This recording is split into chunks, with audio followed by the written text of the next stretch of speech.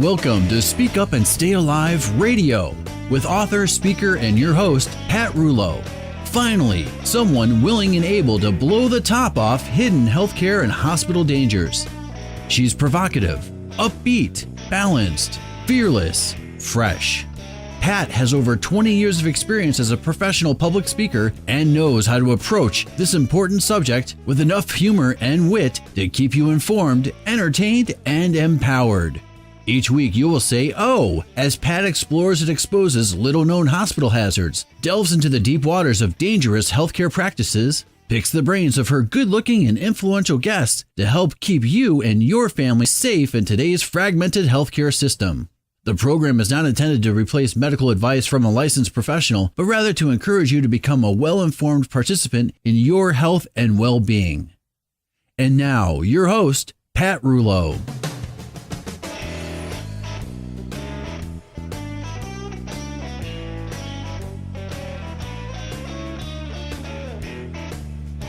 Hello, I am Pat Rouleau, and I will be your hostess, your one-stop patient safety radio hostess, where I will spend the next hour serving you a generous helping of everything you need to know to help you and your loved ones stay safe during any doctor or hospital visit. People ask, who are you? Who am I? I am you. I am every person who has ever been in a hospital or doctor's office and has received less than acceptable treatment. I am you. The person who got an infection during a simple outpatient procedure. I am you, the person whose questions are ignored, who struggles to speak to the doctor as he or she has one foot out the door. I am the missed heart attack, the hospital-acquired infection, the wrong diagnosis, the unanswered call button. I want this patient safety radio show to be all about you, your family, your friends, and your loved ones. Speak Up and Stay Alive, RadiOh. Yes, that's OH with an exclamation point will cause you to say, "Oh," as each week we delve into little-known hospital and healthcare dangers. When you understand why something happens, you are better equipped to do something to change it and prevent it from happening to you. If enough people begin to speak up, together, each of us can alter the current precarious path of today's unsafe healthcare practices. Well, today is another fine day for learning about patient safety. It's always exciting for me to prepare each week's show just for you. And you may recall my commitment to you at the beginning of the summer, and that was to bring out the big guns for our weekly guest segments. We called it Summer Just Got Serious Guest Lineup. And today I'm bringing back the father of patient safety, Dr. Lucian Leape, a physician and professor at Harvard School of Public Health who has been very active in trying to improve the medical system to reduce medical errors. He will be with us again to answer some more of your email questions. It is a rarity to have such a well-known champion with us, and I am personally honored to share the air with him. And later, a loyal listener and fan of the show will join the boys to play this week's edition of Are You in Jeopardy or Are You Safe? So stay out of Jeopardy, find your favorite and comfy seat, and enjoy this next fun-filled hour with us. And now, it's time for the healthcare hazard of the week. And today, we're going beyond the bull, the bull, the bull, the bull, the bull. Where do you get your information when it comes to health-related issues? Wait. You don't have a source? Several sources? Oh, whatever your doctor says to do, you do? Oh, television ads. What's that? You've never thought about this question? Well, we are continually bombarded by big money sources that set the status quo, that market their agenda, that come across as the standard protocol, and they do a darn good job at lulling us into the false sense of security. If everyone's doing it, it must be safe. Well, that is why I am here, to be the voice of the other side. And the reason I talk about this today is because I received a phone call from a listener who happens to love the show, but scolded me for being one-sided. She apparently has bought into the smart meter issue simply because the utility companies say it's safe. She chided me and rather sharply posed the question/comment, "I don't know where you get your information, but the utility company wouldn't install something that's not safe. And then, what about your conversation about cell phones? There will never be a day without them. I'd rather be concerned about microwave ovens. And then you talk about CAT scans. I just had several CAT scans and I feel pretty fine. So let me address that. It's not easy being the voice of the other side. People don't want to hear it until it affects them. My topic on cell phones was on cell phones, not microwave ovens, which actually will make for its own separate hazard sometime. So was it one-sided? Yes, because that is the side I was talking about. If you listened, my concern for smart meters not only deals with the health hazards of unaccountable radiation bursts, but with the potential for these surveillance devices to change what it means to be a free person within our own homes. Was that one-sided? Yes, and it's the side that no one talks about. It's the side the utility company refuses to be accountable for and to. And what about CAT scans? It's so simple to get that CAT scan simply because the doctor said to do it, then actually be prepared with knowledge and ask that doctor, why do I need it? Can we accomplish that through the use of a safer tool, an MRI or ultrasound perhaps? The doctor or technician needs to be accountable and give you the facts. When you ask about the safety or the risks of the CAT scan, and the reply is, don't worry, it's safe, we do it all the time. That's not being accountable to you or to the truth. Like another caller who recently told me her story about requesting a thyroid shield prior to a CAT scan, and the technician refused, and how she was burned by the machine and now is on permanent thyroid medication. I'd call that one-sided, and not on the right side of the patient. Maybe you really do need the CAT scan, but how about knowing that from your perspective? How about allowing you to weigh the risks and the rewards based on your history of previous radiation accumulation, and not from someone else who just maybe has a financial incentive? And I'm not saying that people never need CAT scans, but come on, you always have to consider if someone tells you to do something and they have something to gain, you must be prepared to make the decision based on your own best interest and not theirs. Is that being one-sided? Yes, it is. Your side. Sorry, but I'm just not a believer in doing as I'm told just because someone scarier than me told me to do it. Here's an example. Recently, my mom went to a new dentist for convenience purposes. His office is 2 minutes from her home versus her old dentist, who is an hour away.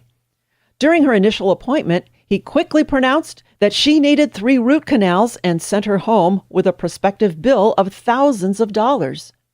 When she got home, she called me with the news. Well, I just about jumped out of my mind. Seriously? I don't believe that, I told her. Although we were on the phone, I heard her eyes roll at me, suggesting that I am always such a skeptic. However, she is a smart lady and overnight thought about how strange it sounded to suddenly have the need for 3 root canals.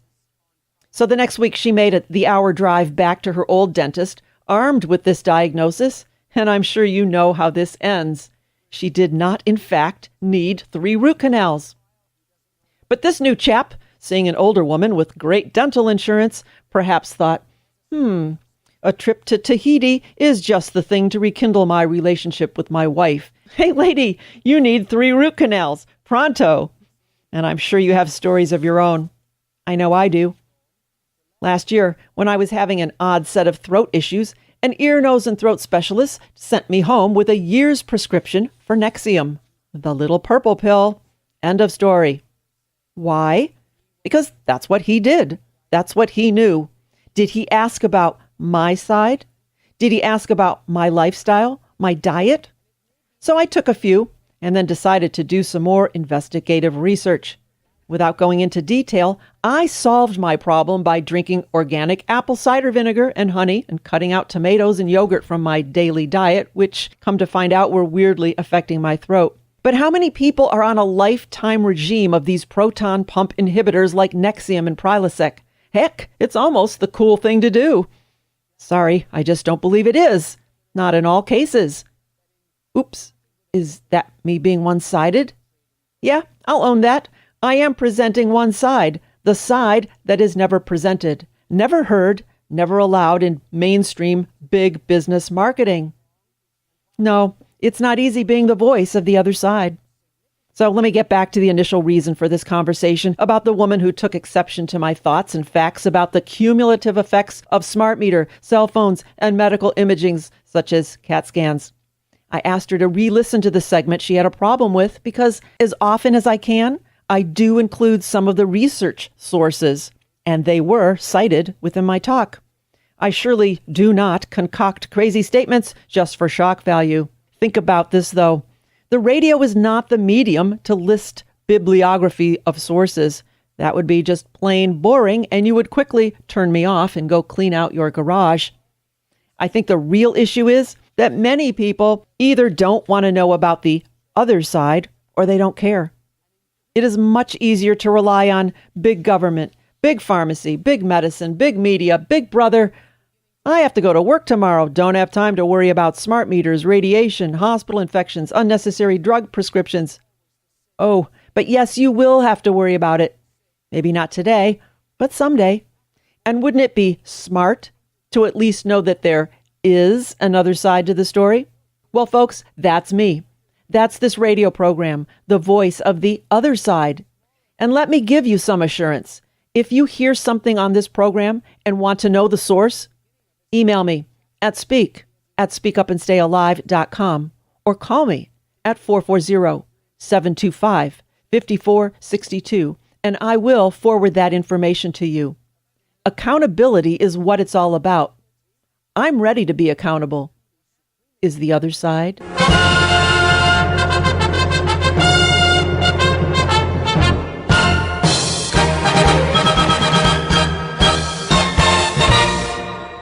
And with that, let's hear some legal news you can use. We received a legal question from one of our listeners last week, and I think it best that we get the right answer from our friends at Schraff and King. So let's get Allison on the phone, a smart and friendly attorney who always takes the time to help.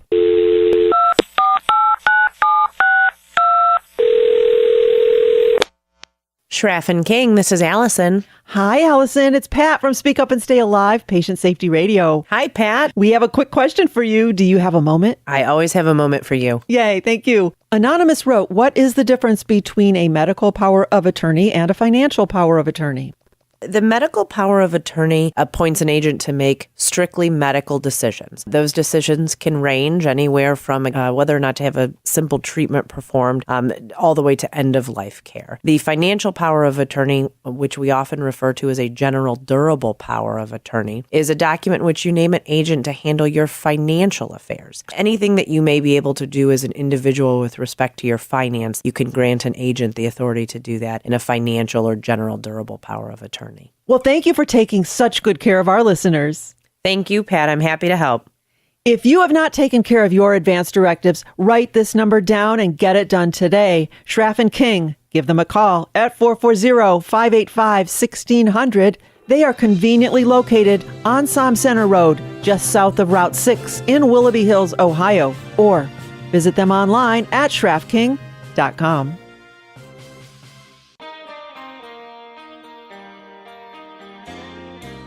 Once again, we have my friend Elizabeth Bailey with us, and she is ready to share some valuable patient safety checklists with us found in her book, The Patient's Checklist. Listen as Elizabeth spends the next 2 minutes with us to share some of her easy-to-use checklist tips and tools. Elizabeth, what critical information do families know about the patient that is important for the care team to know? I often think friends and family think that they don't play an important role in high-tech medical care. But friends and family possess critical knowledge of the patient as a human being with a history, a life before the illness. The person comes first to the family, the patient second. Consequently, a family's observations about a loved one can make a really tremendous but often overlooked contribution to planning and assessing treatment. And families can tell if a patient is uncomfortable or if they don't seem like they're responding well to treatment in a way that doctors and physicians and nurses who aren't familiar with the patient won't recognize.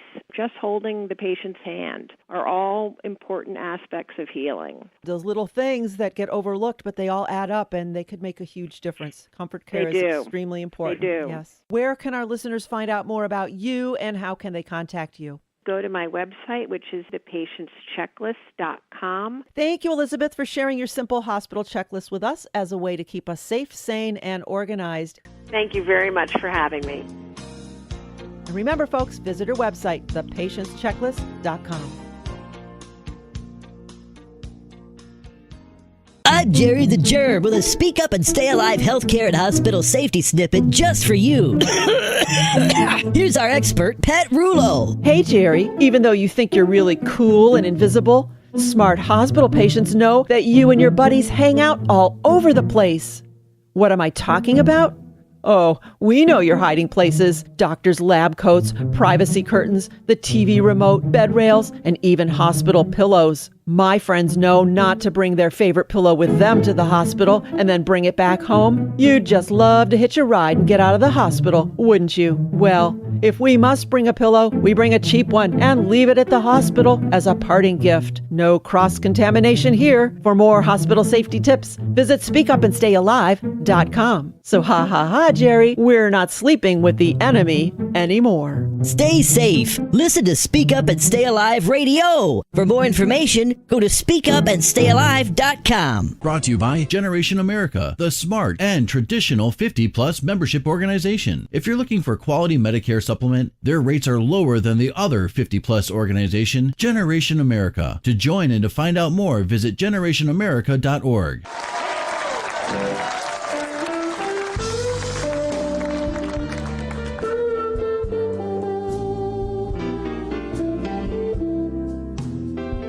You are listening to Speak Up and Stay Alive, Patient Safety Radio, the only program that brings you weekly world-class guests and patient safety tips and tools that you can immediately use, all wrapped up in an entertaining, positive, and listener-friendly way. I am your hostess, Pat Rulo, and right now, I have a treat for your ears. For all of you listeners who have spent 30 seconds within the patient safety world, you will certainly recognize today's guest. I am proud to share the air with Dr. Lucian Leape, the Harvard physician, also considered the father of the modern patient safety movement. He is responsible for the eye-opening Institute of Medicine's report, To Err is Human, the report that found that up to 98,000 Americans die every year from preventable medical errors made in hospitals alone. He is also the chairman and the namesake for the Lucian Leape Institute at the National Patient Safety Foundation located in Boston, Massachusetts. I could go on, but we have so much to talk about. So welcome to our show, Dr. Leape. Well, it's nice to be here, Pat. Thanks for having me. Oh, it's our pleasure. You know, since this show is all about our listeners, I thought it would be appropriate to reach out to them and ask them to write and send their questions for you. So we sent a huge email blast, Facebook, Twittered that your arrival, and we received well over 100 responses. So unless you want to spend the entire day with us, we we categorize them, and we have several for you today. So are you okay with that format? That's just fine. All right. All right. In no specific order. A perpetual patient in Pittsburgh wants to know, what are the common root causes of hospital errors? Well, that's a tough one. Yeah. Everybody would like to know, what's the problem and can we fix it? And the answer is, well, there's about 1,000 of them. But what the Institute of Medicine said, and I think most of us still believe, and we now have a fair amount of evidence that it's not just theory, but really does work, and that is the cause of errors is not bad people, but bad systems. And therefore, we've got to design our systems to make it difficult or impossible to make a mistake. And that's what we've been after. So I think the root cause in general is imperfect, inadequately designed systems. Now, that sounds pretty theoretical. It turns out that there are a lot of practical things you can do about it, and that's what the whole safe practice movement's about. I think related to that, though, is something that isn't talked about very much, and that is the lack of standardization. It may surprise people, maybe it doesn't, to know that sort of every hospital does things in its own way. There's really a tremendous lack of standardization across the board. For example, one of the things that we've shown is that if we have a timeout and go through a checklist before starting an operation, it can really make a difference in terms of the complications and problems arising during the surgery. Well, that should be standardized. That's something that everybody should do. They should do it the same way every time. Good surgeons, when they do an operation, they do them the same way every time. They standardize them. So this kind of thing needs to be standardized as well. We don't have any authority that can require that. The whole issue of what's it going to take to get us to standardize all the things that need to be done. So I think the root causes are bad systems, but related to that is really a lack of a method for standardizing care at the highest level. When you talk about a global standardization, are you saying within each hospital? I think the point is that it shouldn't vary in hospitals. It should, when we have something that we know really makes a difference, then we need to make sure it happens. A good example of that is disinfecting your hands. Right. The evidence is clear. It makes a difference, not in any individual case, but overall, it really makes a difference in infection rates. And so a standard practice is that every person who touches a patient beforehand disinfect their hands and afterwards. But there's almost no hospital in the country that's got 100% compliance with that. Right. And so those are the kind of things we have to be not satisfied with 85 or 90%. We have to go for 100%, and that takes a lot of work. It does take a lot of work, but hopefully it's attainable. Oh, I think so. Frequent Flyer left a voicemail. Why is healthcare so far behind other high-risk industries such as aviation? Well, the ha-ha answer with aviation is pretty straightforward, and that is when the plane goes down, the pilot goes down with it. And so pilots have a lot of interest in aviation safety. In healthcare, of course, it's the patient who gets hurt, not the doctor or the nurse. True. But also in aviation, of course, if planes crash much, airlines lose business, Boeing loses business, so they have a tremendous amount of incentives. Having said all that, they're also light years ahead of us, and we have a lot we can learn and are learning from them. But the bottom line is in healthcare that really there's not much penalty for our mistakes. It's the patient who suffers, not the institution and not the physician. That's not quite true. If you injure somebody by a mistake, that's emotional trauma for the doctor, for the nurse as well. It's not unusual, for example, if a nurse makes a medication error that's fatal, that she'll quit nursing. It just can't continue. In order to be a surgeon, you have to be willing to face up to your mistakes and go ahead afterwards. But it still has an emotional toll. But that's nothing compared to the injury to patients, really. And the fact of the matter is that there aren't very many consequences and when we do things wrong. I'm one of those people that thinks there should be. I think we should have more consequences when we make mistakes, and we can talk about that. Yeah, what did you have in mind? Well, at the very least, we should have a much more extensive program of not paying for any care in which there are errors made. I think the other is it ought to be very, very important that we be fully disclose and apologize and compensate patients when we make errors. There's a lot we can do. Sure. We'll get to that a little bit later. Stephanie H. asked, who is responsible to improve patient safety?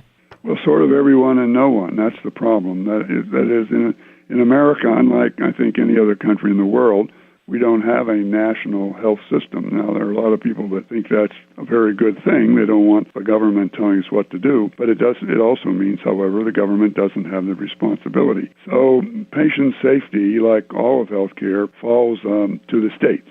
And normally, State Department of Public Health is responsible. But states vary tremendously in what they do, and frankly, many of them don't do very much at all. Only half of states even require that serious injuries and errors be reported. How much that's enforced varies tremendously. So what it really comes down to is the responsibility for safety rests with the individual care unit, the hospital or the group practice or whatever, and it's the responsibility of the organization and the people who work there. Fortunately, most hospitals, in fact, I would say all, take this seriously, but you can argue they don't take it seriously enough or we'd be making more progress. We have a joint commission that accredits hospitals, and it inspects for safety as well, but it doesn't really monitor it on any kind of a day-to-day or even month-to-month basis. The bottom line is we don't have somebody who's responsible, and we should. Mm-hmm. I certainly personally think that patient safety is every bit as important as aviation safety, and it's a very good question. Why don't we have a federal patient safety agency equivalent to the Federal Aviation Agency, who would set standards and enforce them. I think it's time to do that myself. Is there anything the patient can do? I would say there's three things that patients can do. They can be informed, they can be alert, and they can be insistent. Be informed, I think, is the most important thing. It's your body, after all. It's your life, after all. You have a right to know what's going on and why, so that when decisions are made about treatment, they are your decisions, not the doctor's decision or somebody else's. And then you have a right and responsibility to yourself to understand what the consequences are. So when a treatment is recommended, the first question is, well, what can I expect as a result? What are the chances I won't get that result? What are the risks? What kind of harm might I get from this treatment? What are your statistics? And so that you really understand what's going on. For almost any condition, there is more than one treatment. There are often several different alternatives. You should know what those alternatives are, and you should know what the potential benefits from each is and what the potential risk is for each, so that you can make an informed decision. When you're in the hospital, you should know what's going on all the time. What tests are being done? Why are they being done? What do you expect? What do they expect to learn from them? I think every patient ought to really understand their medications. They ought to know what pills they're taking, why they're taking them, what they look like, and really, share responsibility. I think when you're in the hospital, the responsibility for making sure you get the right treatment, get the right medicines over, that's our responsibility. But you have a lot of it at stake, and there's no reason why you shouldn't be on top of it as well. And that's the second one, be alert. That is, pay attention to what's happening. And again, specifically with medications. We use so many medications that it's not surprising that things go wrong now and then, and you can help prevent that. And then finally, be insistent. And what I mean by that is if a doctor or nurse is doing something you think is not right or might be harmful, speak up and say, no, I'm not going to let you do that. That's part of the business of, for example, making sure anybody comes in, checks your identification, make sure it's you, the right person, making sure they've disinfected their hands and so forth. I come back to the same old statement. It's your body, after all, and you have a right to make sure that people take care of it properly.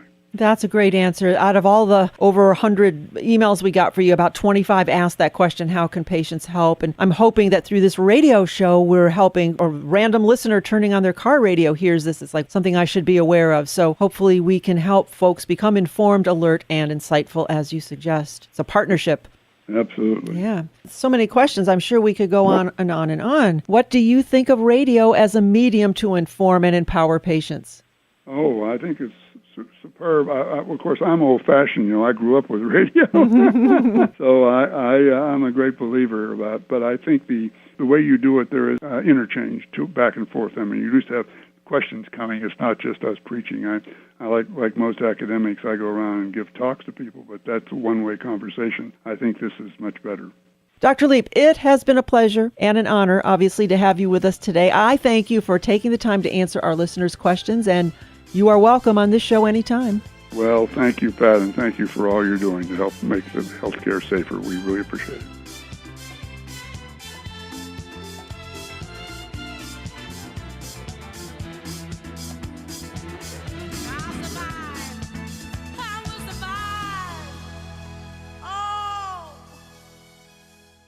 We interrupt our program to bring you a special broadcast. Let's spend the next 2 minutes with our resident cleaning and infection preventionist, Darrel Hicks, consultant and author of the book, Infection Prevention for Dummies. What precautions should we take with immunocompromised patients? Well, immunocompromised patients come in every age. You've got everything from the newborn infants who are brought home from the hospital, and we need to be cautious about who is holding and handling the baby. Do they have cold or flu-like symptoms? If so, then you need to avoid those situations because that tiny infant has not built up the immunities that they need to fight off those common colds. All the way up to someone who has just come home from the hospital from surgery, and they could be in an immune-compromised position, which is means that their immunity system is low. So you need to be aware of that. A lot of the immune-compromised patients come from those who are taking chemotherapy, and the chemotherapy is wiping out their white blood cells along with a lot of other things, the cancers and what have you. So their white blood cells that normally fight off infections are very low in numbers, and so they are in a position where they can get illnesses very easily, colds and flus and such. So just be aware of the patient and what their condition is so that you don't bring in something that they don't need. Excellent information, Darrel. Thank you very much. How can we learn more about you and your book, Infection Prevention for Dummies? My website is www.darrelhicks.com. That is Darrel, DARRELHICKS.com. You can find out how to get in touch with me or order the book there. Well, thank you, Darrel. I encourage our listeners to check out your website and your book, and your blog has lots of excellent information. Thank you for being here today. Good to be here, Pat. Well, today, I'm honored to have the spokesperson for this smart alternative to AARP with us today, and he is the legendary Chuck Woolery. Listen, as I spend the next 2 minutes with Chuck. Welcome to the show, Chuck. How are you? I'm good. How are you? Nice to be on your show. Well, thank you. How can our listeners who may currently be involved with AARP make the move to Generation America? When you're moving parts of your life from one entity to another, like AARP to Generation America, they handle all that, take care of all that. And since we're not an insurance company, we're looking for the best deal for you. So a lot of times we can get a much better deal for you. We offer all the same things that they offer. So it's a lot simpler than you think. And, of course, if you haven't really tagged somebody yet and said you're it, then it's obviously easy to come to Generation America as well. Pretty much all Medicare supplement plans are the same. It's the price that's different. And so that's somebody who advocates for you and looks out for your best interest, and that's what drew me to them, is because that's what they do, and that's what they should do. Yeah. So the first thing we can do is to join Generation America, not just for the excellent benefits, but more importantly, to build the voice of sensible thinking people and to change the current precarious path currently being laid for our seniors, right? Well, that's why you're on radio. I'm not. That is about as concise as you can possibly put it. Thank you for being here.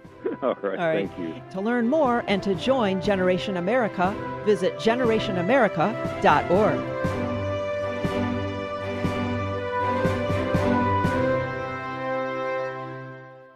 You're listening to Speak Up and Stay Alive, Patient Safety Radio. I am your hostess, Pat Rouleau. So happy to spend this hour with you to help you survive any healthcare or hospital encounter. Well, now today, I personally invited a very special gal to join us. Her name is Geri, and she is a longtime loyal listener in the greater Cleveland area. We need more Geris in this world because for the past 6 years, she has been a major caretaker of her mom. So I thought we'd lighten her load a bit and have her join us as we open the game chamber and play one of our most favorite games, Are You in Jeopardy or Are You Safe? So welcome to the show, Geri. Well, it's a pleasure to be here. Thank you so much for inviting me. You are welcome. So here's how the game goes. I will describe a healthcare or hospital-associated scene, and you, our contestants, have to decide how you would react. Are you in jeopardy or are you safe? So today we have 3 contestants. Don in the booth, he's ready. Okay, here we go. In 5, 4, 3, 2, cue lights, music. Now entering the studio are today's contestants. I'm Bob, and I'm from Gatlinburg, Tennessee, and I'm a former financial planner. I'm Eric, and I'm a regionally famous radio producer from Northeast Ohio. And we have Geri. Right now, I am in the caretaker role. Yes, you are. And very happy to be there because it is an honor and a privilege to take care of my mom. We've always been close and always been best friends. Oh, you're a sweetheart, and I thank you for that. These people will compete today on Are You in Jeopardy? Or are you safe? All right, so we have 3 contestants, and we also have you, our dedicated to patient safety listeners from all over the globe. All of you will compete today on Are You in Jeopardy? Or Are You Safe? So you guys ready to go? Let's go for it. Here we go. All right, let's do it. All right, here is the first scenario. You are diagnosed with pre-diabetes. Every night before bed, you eat a bowl of chunky chocolate mocha choca ice cream and a can of Coke. Are you in jeopardy or are you safe? Well, I'll go first. I definitely think you're in jeopardy. That's just putting more sugar in your body, and that's just not worth it.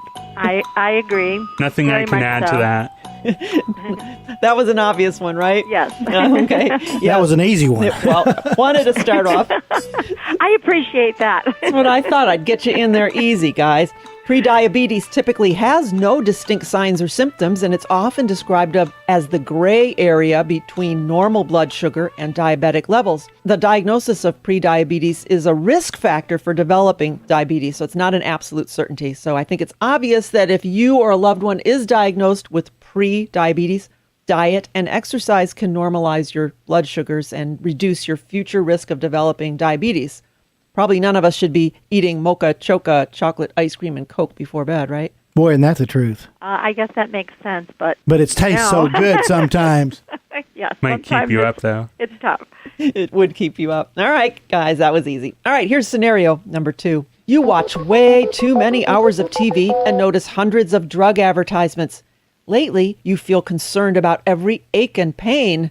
Are you in jeopardy or are you safe? Well, I guess you could be in jeopardy because if you start stressing about that too much, you can either be hypochondriac or, maybe you can just be too stressed. You can stress yourself out, just worrying that you're going to get everything that you hear about. So I'm thinking jeopardy. I'd say maybe Jeopardy for the same reasons, but don't assume anything until you actually go to a doctor and get yourself checked out.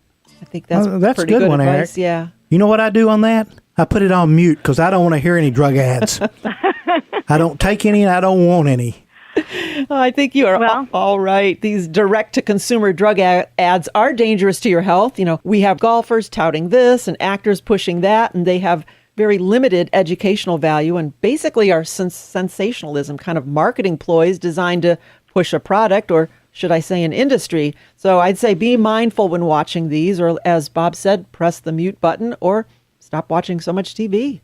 That's true. Yep. Well, I like to watch my news. Well, you can watch the news, but it's loaded with drug ads lately. Did you know that the United States and New Zealand are the only 2 countries that allow direct-to-consumer advertising like that? Wow. Isn't that crazy? Yeah, I think they ought to outlaw it, but that's the way they make their money. Let's face facts, follow the dollars. All right, we got a handle on that. All right, here's scenario number 3. You are being prepped for surgery.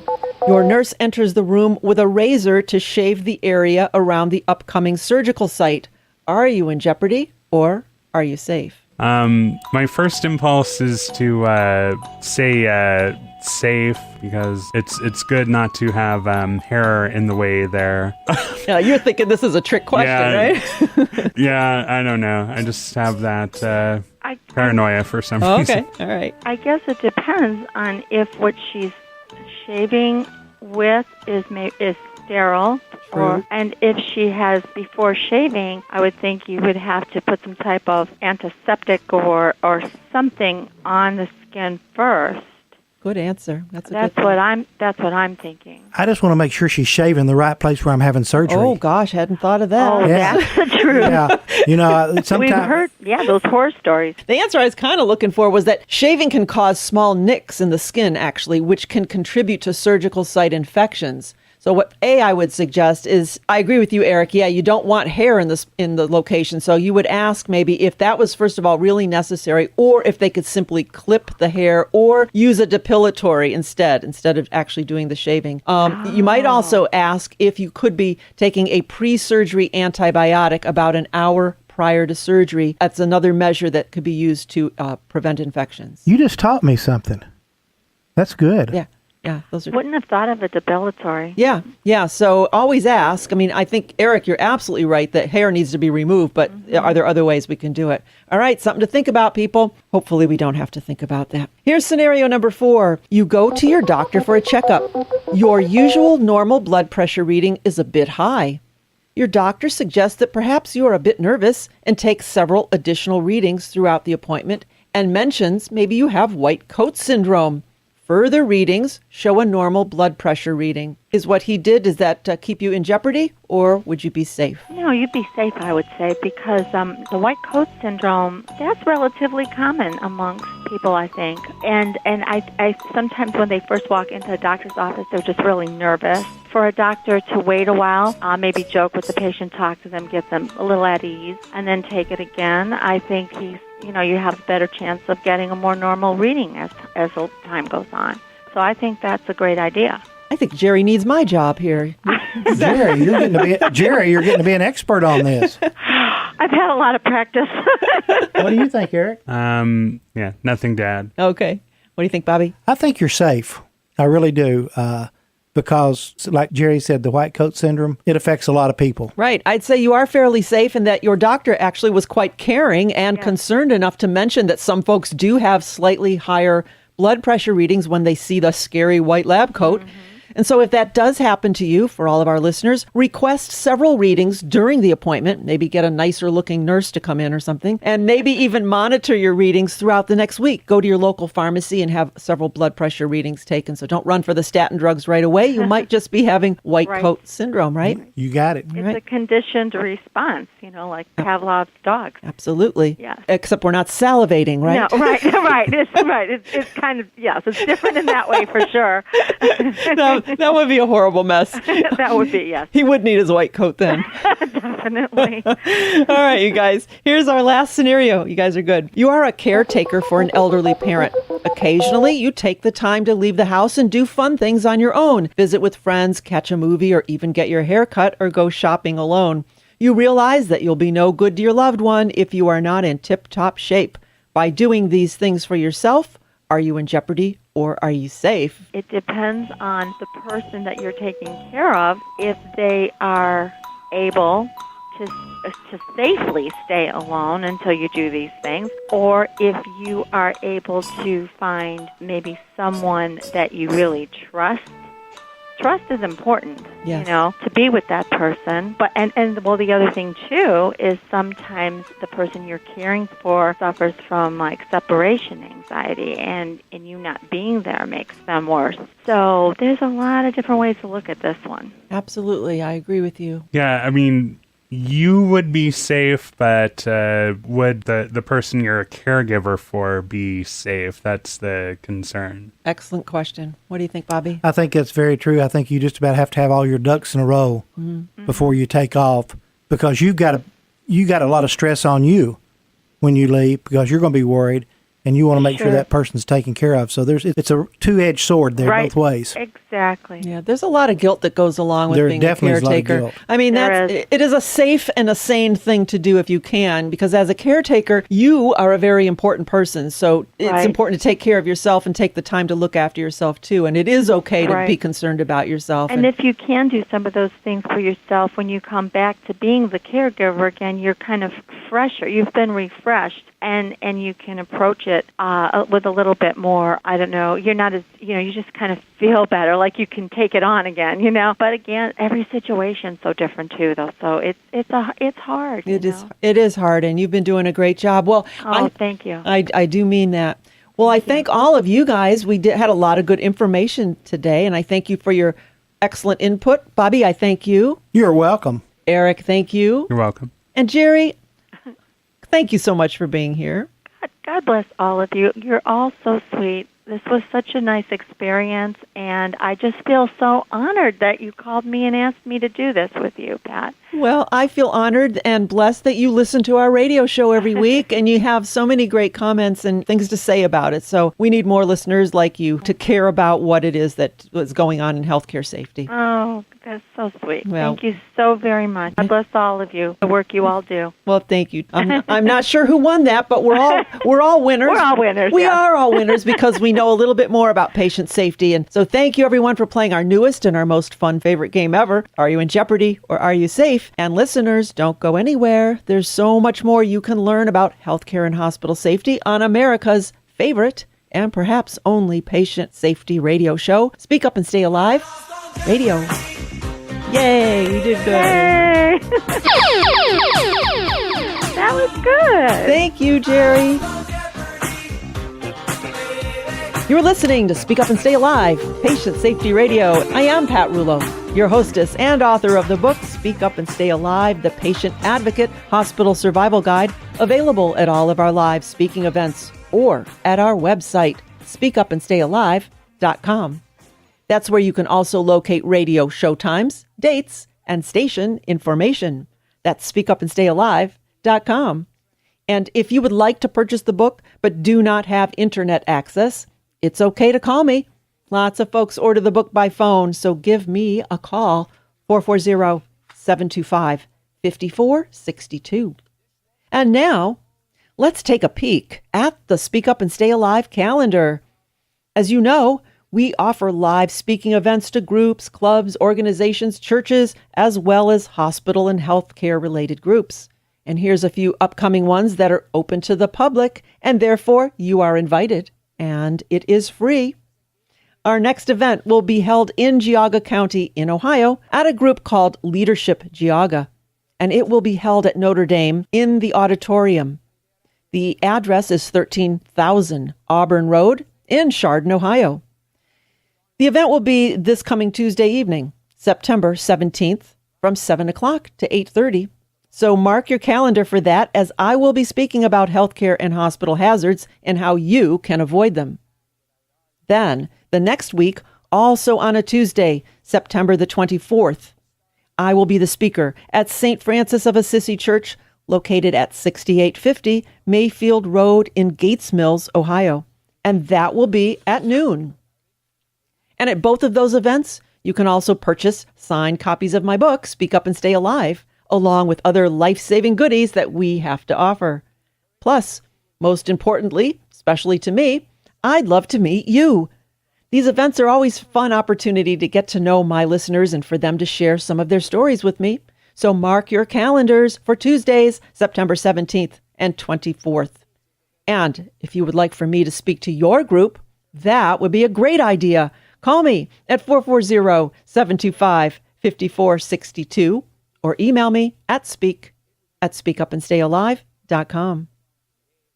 Well, today we talked about how this radio show is the voice of the other side, the voice that sometimes challenges big business. And I encourage you to be a challenging force when it comes to your health and health care. Demand that those who supposedly serve you are accountable to and for what it is that they promote. It's okay not to accept what the utility company tells you, what a doctor or nurse tells you, or what everyone else in the world seems to be doing until you study and decide for yourself. I'm comfortable with that, and I hope that you can begin to speak up too.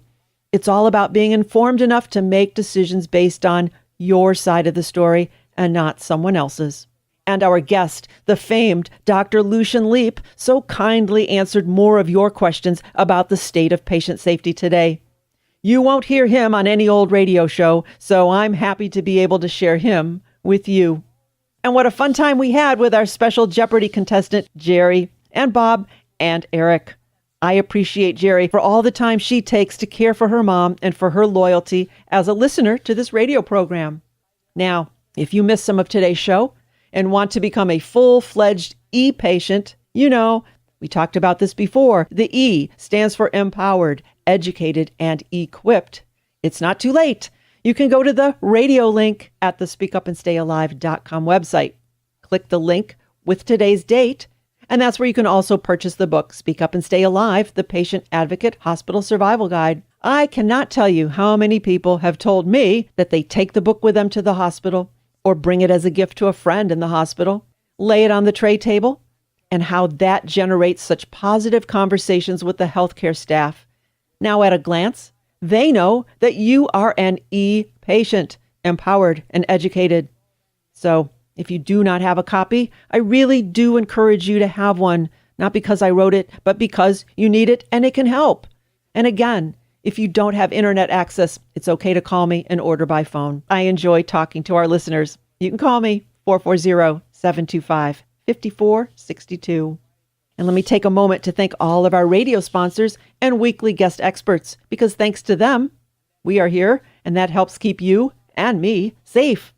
We have Schraff and King, attorneys for all of your advanced planning needs in Willoughby Hills, Ohio. Darrel Hicks, consultant and author of the book, Infection Prevention for Dummies. Generation America, the AARP Alternative. Elizabeth Bailey, author of The Patient's Checklist.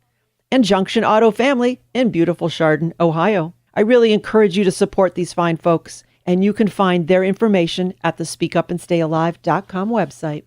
Oh, and be sure to listen next week. It is the last weekend of our Summer Just Got Serious guest lineup, And we have another seriously serious guest to share with you. Dr. Peter Pronovost, director of the new Armstrong Institute for Patient Safety and Quality at Johns Hopkins in Baltimore, Maryland. He was named by Time magazine as one of the world's 100 most influential people for his work in patient safety. And he will be here with us, you and me. So, share this with your friends, your neighbors, your in-laws, your outlaws on Facebook and Twitter, and tell them to cancel all plans. Mark their calendars and set all alarms. For when? You know when? Next Saturday morning, where you can find us in Cleveland, Ohio, from 7 to 8 Eastern on AM 1420 WHK, and from 9 to 10 Eastern on AM 1220 WHKW. Or you can always listen live via the internet from anywhere in the world. So even if you're on vacation, no excuse to miss the show. Check the SpeakUpAndStayAlive.com website to find out how. Start your week with an O. Speak Up and Stay Alive, Patient Safety Radio. And in the meantime, I hope you have a healthy and a happy week. I am Pat Rouleau, and I am your guide to safe and successful healthcare and hospital encounters. The information provided in today's broadcast is for informational purposes only and was not intended for use as diagnosis or treatment of a health problem and should not be considered as medical advice. If you've missed part of today's show or just want to share the information with friends, you can listen to all of Pat's previous shows at SpeakUpAndStayAlive.com. Want even more information? Purchase a copy of Pat's book at SpeakUpAndStayAlive.com. Once again, it's SpeakUpAndStayAlive.com. Or you can call Pat at 440-725-5462. Until next week, remember, it's okay to ask others to wash their hands. You have to speak up and stay alive. Brought to you by Generation America, the smart and traditional 50-plus membership organization. If you're looking for a quality Medicare supplement, their rates are lower than the other 50-plus organization, Generation America. To join and to find out more, visit generationamerica.org.